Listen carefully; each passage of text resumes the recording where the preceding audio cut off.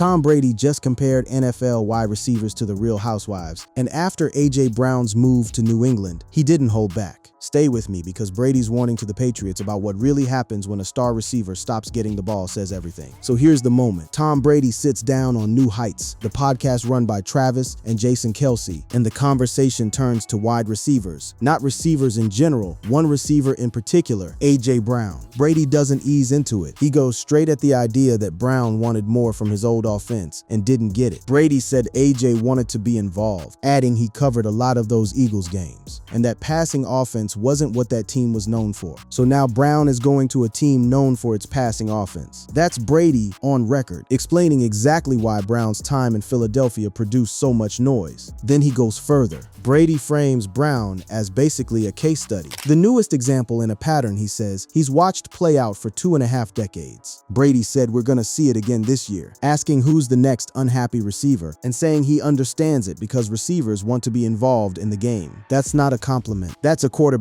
a 7-time champion, who spent his whole career getting the absolute best out of the guys catching his passes, putting a spotlight on a specific player's mentality on a public podcast with millions of people listening. And Brady wasn't shy about naming the position itself as the problem. Brady said wide receiver is the only position on offense that requires a lot of extra energy and attention. Because running backs touch the ball, linemen are engaged every play, tight ends are engaged every play, but receivers stand 25 yards from the ball talking to defensive back, trying to figure out how to stay locked in when they don't touch the ball. Sitting across from him, the Kelce brothers didn't defend Brown. They didn't push back. The Kelce brothers both roared their approval after Brady made his remark, noting they've seen the same behavior from wide receivers throughout their careers. 2 more Super Bowl caliber locker room voices laughing along, essentially co-signing what Brady just said about Brown's position group. Now, Brady didn't stop at pointing out the pattern. He went into the actual psychology of it, how a receiver's whole emotional state can swing from game to game based purely on target count, and how damaging that is to a team. Brady said it's the same script every time, describing the psychology of receiver as wanting to tell one guy, you're gonna catch 110 balls this year over 17 games. You're a great receiver, but one game, you'll get 11 and one game you'll get 3. And that you can't be the happiest guy in the world after 11 catches, and the most miserable guy on the team after 3. This is Brady dissecting Brown's exact situation in real time, without ever softening it. He said you've got to sustain over the course of a season, because it takes a lot of emotional energy to keep begging a receiver to stay locked in, and that volatile emotional output takes energy from everyone around that player to keep them stable. And just so nobody thinks this was some abstract theory Brady cooked up in a studio, he attached a timeline to it, one that runs back to the start of his own career. Brady told the Kelce brothers he has seen it in all his years going back to 2000, saying it happens every time. Some wide receivers will demand to be traded, some will get in trouble, and some will ask for the ball. Translation, Brown isn't some outlier to Brady. He's the newest name on a long list of receivers Brady has watched implode, sulk, or force their way out the door because they wanted more touches. And Brady said it with Brown's name attached. On tape, days after the trade that sent him out of Philadelphia had already made headlines across the league. The internet noticed immediately. This wasn't a throwaway line buried in an hour-long conversation. Outlets picked it up within hours, running headlines about Brady addressing what some were already calling red flags in Brown's game. The phrase that stuck even harder came from a separate breakdown of the same podcast appearance, where Brady compared the entire situation to reality television. Writers ran with the comparison of receiver drama to Real Housewives of the NFL, which is about as pointed a way as you can frame a fellow professional's on-field behavior without using his name in the headline. So that's the call-out. Not a diss track, not a subtweet, a former teammate turned broadcaster sitting in front of 2 other locker room legends, breaking down exactly why A.J. Brown wanted out of Philadelphia, exactly what kind of receiver creates that kind of drama, and exactly why he expects it to happen again with somebody else next season. Brown's name was the example the whole segment hung on. But to understand why Brady picked Brown specifically, out of every unhappy receiver in the league, you have to go back to what actually happened in Philadelphia before any of this podcast talk existed. Brown didn't become a talking point overnight. The frustration had been building across an entire season, and it showed up in ways that were impossible to miss if you were watching Eagles football at any point that year. Start with the production. Brown wasn't a bust, far from it. Brown finished the regular season with 78 catches for 1,003 yards and 7 touchdowns, earning a B grade and an 80.9 impact score on PFSN's NFLWR impact metrics. A 1,000-yard season, 7 scores. On paper, that's a good year for most receivers in the league. But Brown wasn't like most receivers, and the number that mattered to him wasn't yards. It was how the ball got distributed and how often his own frustration boiled over in public. Brown had publicly aired his issues with the Eagles' offense throughout the season, joking that fantasy football owners should drop him and calling the season a mess in his own words. That's not subtle. That's a star player telling the world mid-season that his own offense wasn't working for him. It escalated to the point where the front office had to step in directly. It even got to a point where Eagles owner Jeffrey Lurie met with Brown in November, with the wide receiver promising he'd tone down sharing his frustrations on social media. Think about that for a second. The owner of the franchise had to personally sit down with his top receiver because the complaints had gotten loud enough to become a distraction. There were even back-channel efforts to smooth things over before it got to Lurie. There were reports of Brown having a meeting with quarterback Jalen Hurts and running back Saquon Barkley in October to try and find a way to fix their offensive woes. That's teammates trying to manage the situation internally, months before Brady ever opened his mouth about it on a podcast. And here's the twist that makes the whole story more complicated than unhappy guy demands trade. Brown actually turned it around on the field. Brown was on track to have the least productive season of his career when his frustrations were at their highest in October, but he wound up logging another 1,000-yard season thanks to a strong finish, putting up 40 receptions for 546 yards and 4 touchdowns in the Eagles' final 6 games. So even in the middle of visible frustration, he balled out down the stretch. The production was never really the issue. The role was that tension didn't disappear once the calendar turned to the playoffs. It got worse, and it got caught on national TV. During a wild card matchup, cameras picked up Brown in a heated moment with his own head coach, and the internet ran wild with it before anyone had even explained what happened.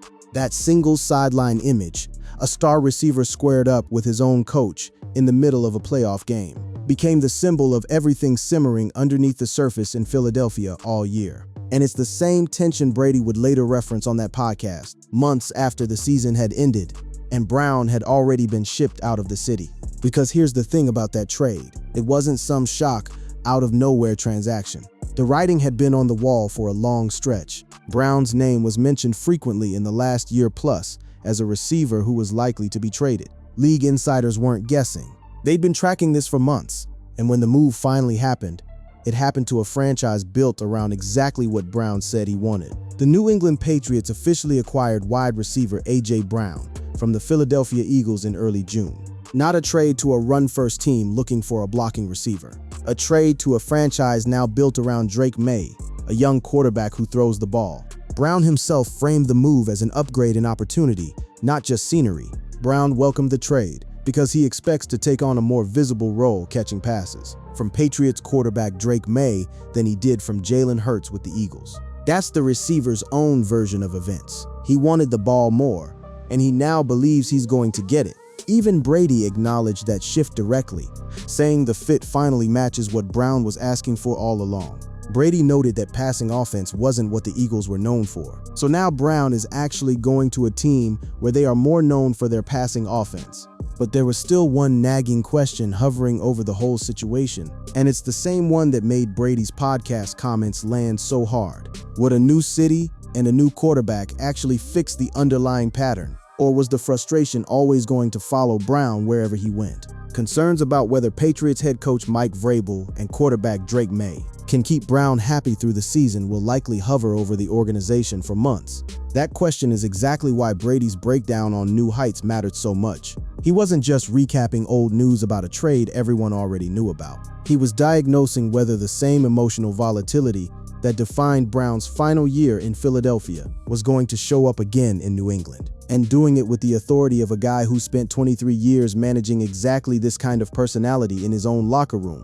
To understand exactly how deep Brady's read on this went, you have to go back to the specific language he used, because he didn't just call Brown frustrated. He built an entire theory around what makes a wide receiver combustible in the first place. This is where Brady's comment stopped being a passing remark and turned into something closer to a full lecture. He wasn't just reacting to Brown's trade, he was laying out an entire framework for why receivers, as a group, become the center of drama every single offseason. It starts with volume. Brady's argument is that receivers touch the ball less consistently than any other skill position, and that inconsistency breeds an emotional roller coaster no other position deals with. Brady said running backs are going to touch the ball. Linemen are engaged in every play. Tight ends are engaged in every play, whether it's run or pass, but receivers stand 25 yards away, just talking to the DB, trying to figure out how to stay locked in when they don't touch the ball. And that it's a hard thing because they're working hard and not getting it.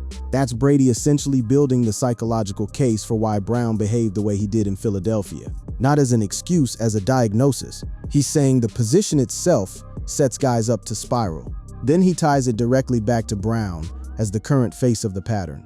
Brady said he sees the same thing every NFL offseason and swears it's deja vu, adding he's been seeing the same thing since 2000 when he came into the league. 20+ years of the same story, and Brown's the newest chapter of it, according to Brady.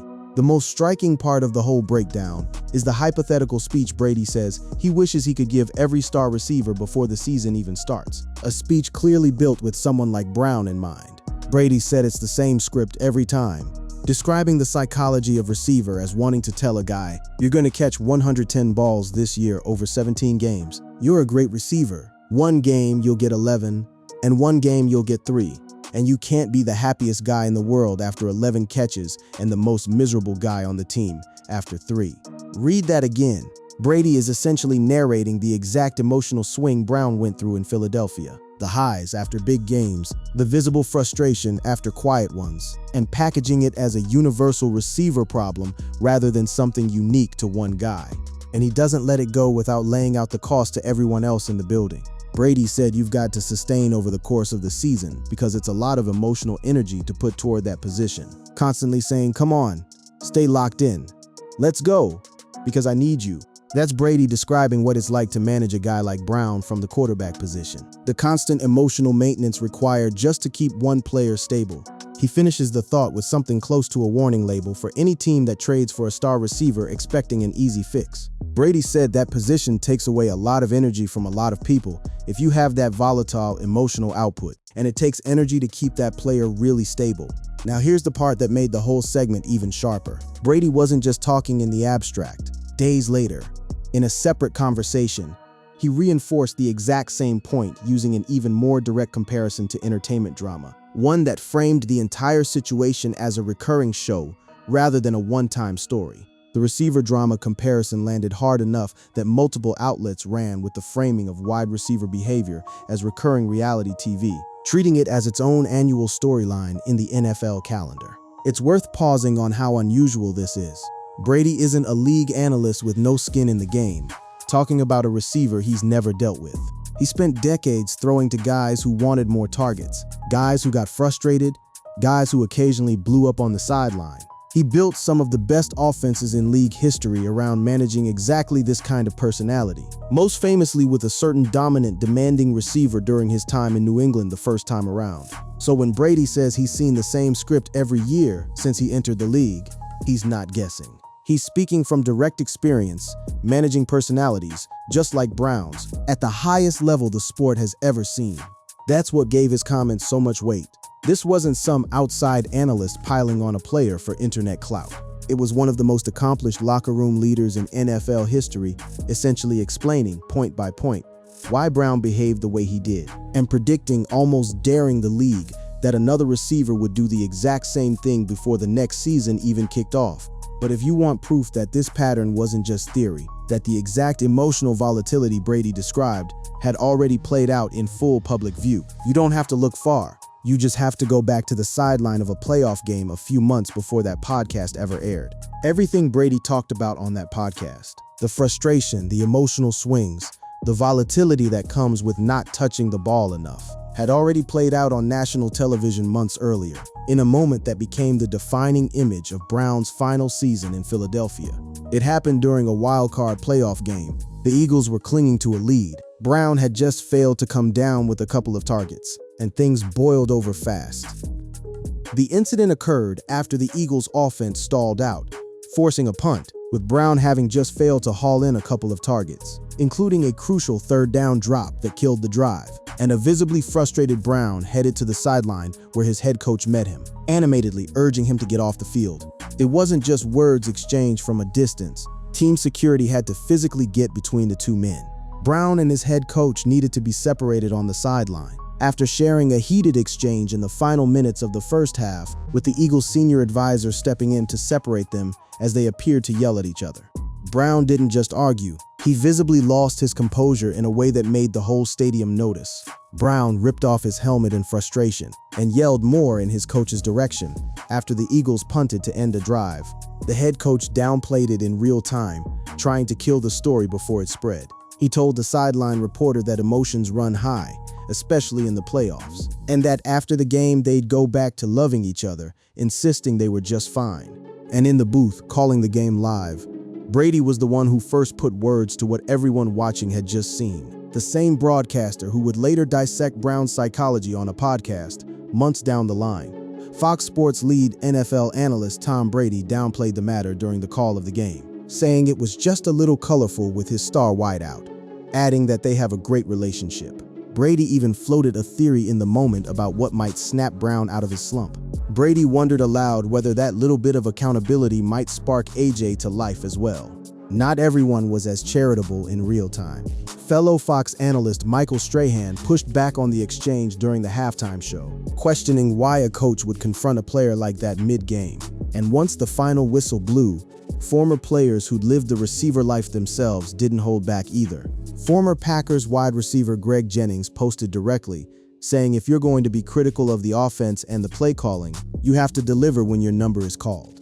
Shannon Sharpe went even further, tying the outburst directly to Brown's season-long complaints about touches. Shannon Sharpe tied the moment to Brown's well-documented frustration over touches during the season, writing, "That's what happens when you complain about touches. You drop one in coaches and players look at you sideways." And Dez Bryant didn't even need his own words. Dez Bryant simply reshared Sharpe's post with a one-word "yep," saying plenty on its own. 3 former players, 3 separate reactions, all pointing the same direction at Brown, and at exactly the emotional pattern Brady would later put a name to on that podcast. Brown himself said nothing to reporters that day. Following the loss, Brown kept his silence, declining to speak with reporters afterward. A familiar move at this point. But the silence didn't last. What followed just one game later became almost a punchline to the entire storyline Brady had been building about receiver psychology.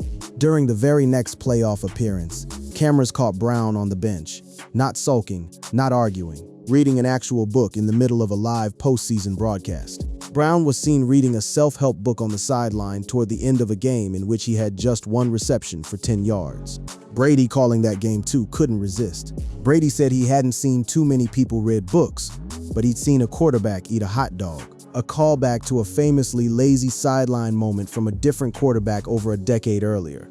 Brown had an explanation ready when reporters caught up with him. Brown said the cameras just caught him at that time, explaining he does it every drive, regardless of whether he scores a touchdown or drops a pass, saying that's how he refocuses. He doubled down on social media afterward too, insisting the moment had nothing to do with frustration.